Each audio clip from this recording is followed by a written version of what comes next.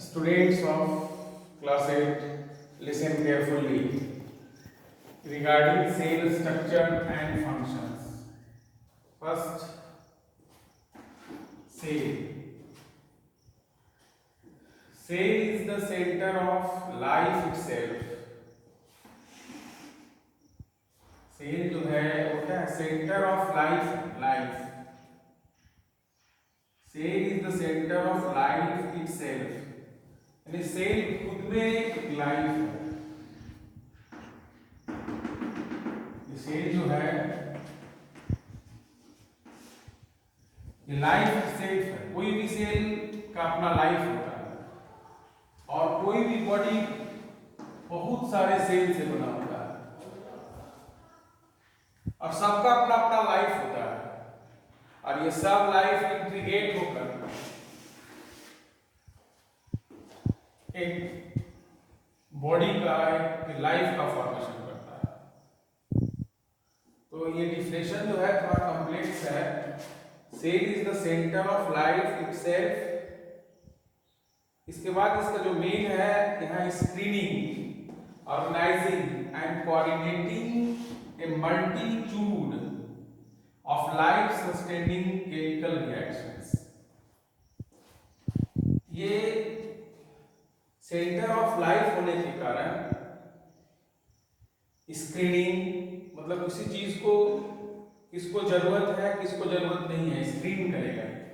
ये सेल जो है वह स्क्रीन करेगा किसका जरूरत है किसका जरूरत नहीं है. ऑर्गेनाइज करेगा किस किस चीज को चाहिए, ऑर्गेनाइज करेगा. और कोऑर्डिनेट आपस में एक दूसरे को कोऑर्डिनेट भी करेगा. आपस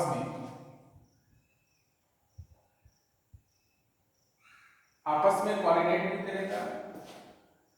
ए multitude of life sustaining chemical reaction. Multitude मतलब कि एक साथ बहुत सारा चीज को मिलाकर, बहुत सारा प्रोसेस को मिलाकर, बहुत सारा केमिकल रिएक्शंस को मिलाकर लाइफ को सस्टेन करता है. लाइफ सस्टेनिंग लाइफ का डेवलपमेंट नहीं. So cell is the centre of life itself. Screening, organising, coordinating multitude of life sustaining chemical reaction. बहुत सारा केमिकल रिएक्शंस होता होगा सेल के अंदर. ये सारे को कोऑर्डिनेट करना, ऑर्गेनाइज करना, स्क्रीन करना, ये सब का किसका काम है? सेल. सेल जो है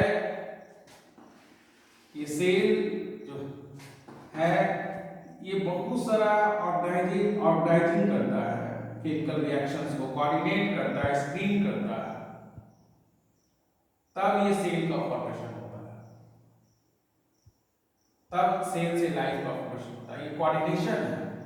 डिफरेंट टाइप के रिएक्शंस को स्क्रीन करना, ऑर्गेनाइज करना, कोऑर्डिनेट करना से ये सेल का फॉर्मेशन होता है. इसीलिए सेल को कहता है centre of life, centre of life itself. ऐसे हम लोग अनदर वे में इसको डिफाइन कर सकते हैं. बहुत सारे लोअर क्लासेस में हम लोग डिफाइन ऐसे करते हैं. हायर क्लास का डिफिनेशन है. लोअर क्लासेस में क्या लिखा हुआ है? Cell is the fundamental unit of life and all living organism are composed of cell. जितने भी लिविंग थिंग्स है ये सारे लिविंग थिंग्स का फॉर्मेशन सेल से हुआ. सेल से जितने भी लिविंग थिंग्स है, प्लांट हो या एनिमल, ये सारे ऑर्गेनिज्म का फॉर्मेशन सेल से हुआ. सेल ये सेल है. सेल में तीन फंडामेंटल ऑर्गेनेल्स होता है, तीन फंडामेंटल मेन होता है. Cell, membrane. किसी भी सेल के फॉर्मेशन के लिए सेल मेम्ब्रेन, न्यूक्लियस और साइटोप्लाज्म. ये साइटोप्लाज्म ये होना जरूरी है. सेल का फॉर्मेशन में तीन कंपोनेंट्स का होना बहुत इंपॉर्टेंट है. बिना तीन कंपोनेंट्स का कोई सेल का फॉर्मेशन नहीं सेल जो है, सेल का फॉर्मेशन के लिए 3 फंडामेंटल क्या है, सेल मेम्ब्रेन या प्लाज्मा मेम्ब्रेन।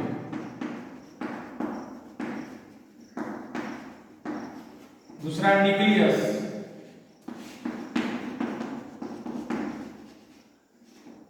और तीसरा साइटोप्लाज्म।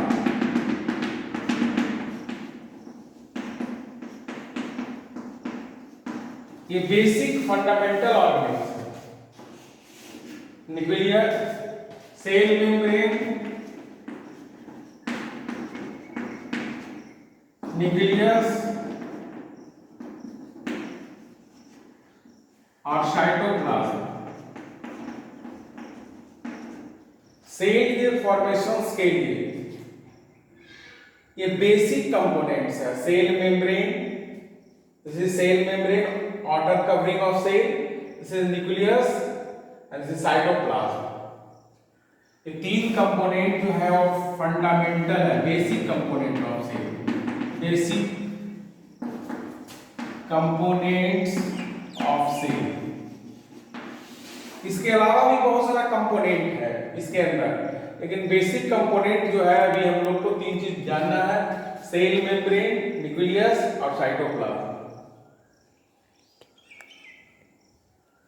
नहीं तो हम लोग सबसे पहले एक ध्यान रखना है, रॉबर्ट हुक नाम का एक साइंटिस्ट थे जो सबसे पहले सेल के बारे में वो एक माइक्रोस्कोप बनाए थे।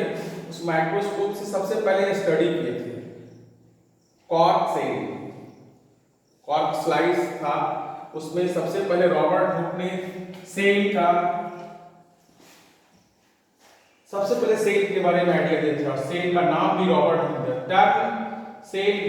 The term cell given by Robert Hooke in 1665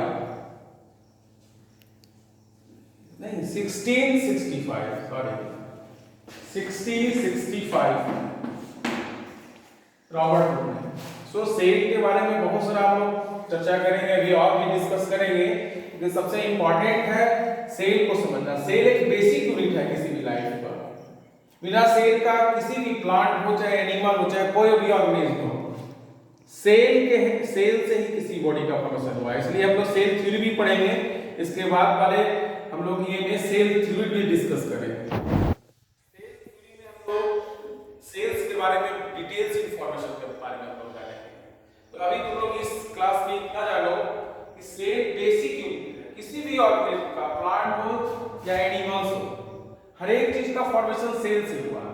और सेल का 3 बेसिक कंपोनेंट है, सेल मेम्ब्रेन, न्यूक्लियस और साइटोप्लाज्म। ये 3 फंडामेंटल कंपोनेंट्स है सेल का, और इसके अंदर बहुत सारा कंपोनेंट्स होता है सेल के अंदर।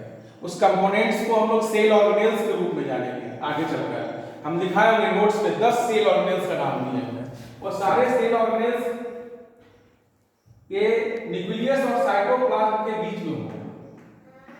जितने भी और सेल ऑर्गेनेल्स है, ये सेल ऑर्गेनेल्स कहां रहेगा, न्यूक्लियस और साइटोप्लाज्म के बीच में रहेगा।